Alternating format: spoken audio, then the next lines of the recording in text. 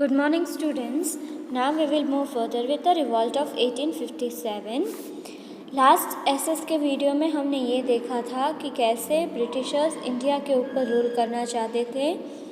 Now एक बड़ा revolt हुआ था, उसके बारे में हम पढ़ेंगे। इन 1857 a major revolt broke out which was started by the Indian soldiers serving in the British Army in India. तो ब्रिटिश की आर्मी थी जिसमें इंडियंस काम करते थे, उन सोल्जर्स के द्वारा ये रिवॉल्ट स्टार्ट किया। The Lee Enfield rifles that were given to the soldiers became the immediate cause of the revolt. उनको एक राइफल दी थी, राइफल मीन्स अ गन, उसका नेम था ली एनफील्ड राइफल्स। वो सोल्जर्स को दी थी यूज़ करने के लिए। उसके ऑपोजिशन में ये सारा रिवॉल्ट स्टार्ट हुआ था। अभी वो क्या था exactly? In order to load the rifles the soldiers had to bite off the ends of greased cartridges. A rumor spread in the camps that the cartridges were greased with the fat of cows and pigs. तो rifle को load करने के लिए, rifle को use करने के लिए एक वो उनको करना पड़ता था, अपने मुंह से उसको निकालना पड़ता था, उसका कवर था जो वो, और वो कैसे ग्रीस किया हुआ होता था? काऊ और पिग के फैट से। This angered and hurt the Hindu-Muslim religious feelings. The sepoys refused to use this rifle. When forced, the soldiers, in anger, shot their officers, broke open the prisons, and set free the prisoners. इस वजह से जो हिंदू मुस्लिम की religious feeling थी वो बहुत ही hurt हुई, और जो सेपॉइस थे, मतलब कि सोल्जर्स थे, उन्होंने ये राइफ़ल यूज़ करने के लिए मना कर लिया। सोल्जर्स ने क्या किया? गुस्से में उनके ऑफिसर्स को शॉट कर दिया और प्रिजनर्स को छोड़ दिया। On 29 March 1857, Mangal Pandey, who was a soldier, attacked a British officer near Calcutta, now Kolkata. Mangal Pandey was hanged on 8th April 1857. This triggered the further action.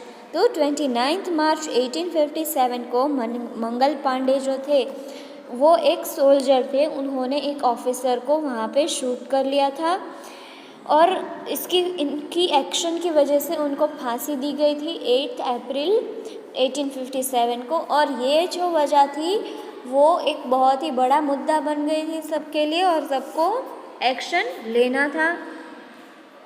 The revolt started in Meerut and spread towards Delhi. Mughal Emperor Bahadur Shah Zafar was asked to lead the revolt. He was nominated as the commander-in-chief. तो पहले तो revolt Meerut में start हुआ और slowly it went towards Delhi. जो Mughal dynasty के emperor थे बहादुर शाह जफ़र, उनको रिक्वेस्ट किया गया कि आप ये जो रिवॉल्ट है उसको लीड करो। The revolt spread to the other parts of India. India के अदर पार्ट्स में भी स्प्रेड हुआ। Some of the popular leaders who led the revolt at different places were Tantia तोपे एंड नाना साहेब एट कानपुर। तो इंडिया के अलग अलग पार्ट्स में ये रिवॉल्ट स्प्रेड हुआ। कई लीडर्स थे, जैसे कि कानपुर में तांतिया तोपे और नाना साहेब, रानी लक्ष्मीबाई एट झांसी में रानी Lakshmibai and Begum Hazrat Mahal eight Awadh, और अवध में Begum Hazrat Mahal. But at the same time many Indians stayed away from the revolt and many even supported the British. The British however organised themselves and crushed the revolt successfully. और कई ऐसे भी Indians थे जो revolt से दूर रहे और ब्रिटिशर्स को भी सपोर्ट किया। और जो ब्रिटिशर्स थे वो तो बहुत ही चालाक थे। ये जो सारे रिवॉल्ट हो रहे थे वो अलग अलग प्लेसेस में हो रहे थे, कानपुर में, झांसी, अवध, मेरठ, दिल्ली। वो ये सारे 5 प्लेसेस के नाम लिए, वो अपने आप रिवॉल्ट कर रहे थे, राइट। एक यूनिटी नहीं थी, पर ब्रिटिशर्स ने क्या किया कि एक साथ यूनाइट होके रिवॉल्ट को दबा दिया। रिजल्ट ऑफ द रिवॉल्ट, तो ये रिवॉल्ट का क्या रिजल्ट आया? The British government was shocked and alarmed. It realized that it was time to end the rule of the East India Company. In 1858, the British government decided to control the India. A viceroy was appointed to rule over India on behalf of the crown. Okay, तो अभी इस revolt की वजह से जो British government थी दे were shocked, और उनको अभी एक वार्निंग मिल गई कि हमें अभी सुधर जाना चाहिए. ये जो ईस्ट इंडिया कंपनी रूल कर रही थी अभी वो नहीं चलेगा. इंग्लैंड में ऐसे सिस्टम है कि वहाँ पे राजा रानी भी होते हैं और गवर्नमेंट भी होती है, दोनों साथ मिलके पूरा कंट्री चलाते हैं. तो इंडिया को अभी ब्रिटिश गवर्नमेंट जो थी उसको इंडिया का कंट्रोल दे दिया. उन्होंने एक वाइसरॉय अपॉइंट किया, मतलब कि एक हेड जो गवर्नमेंट ब्रिटिश गवर्नमेंट के द्वारा भेजा हो on behalf of the crown. तो वो उस क्राउन के बिहाफ में, क्राउन मतलब कि यहाँ पे जो रॉयल्टी थी वो उसके बिहाफ में एक वाइसरॉय था. उसको दोनों का करना पड़ता था, किन किन का, रॉयल्टी का और गवर्नमेंट का. The Indian rulers were allowed to rule their kingdoms but were controlled by the British.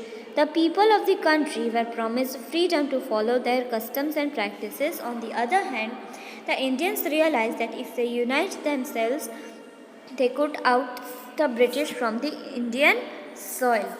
अभी उन लोगों के रूल्स कैसे थे कि इंडियंस के जो किंगडम्स के अलग अलग किंगडम्स के राजा थे वो रूल कर सकते थे अपने किंगडम में.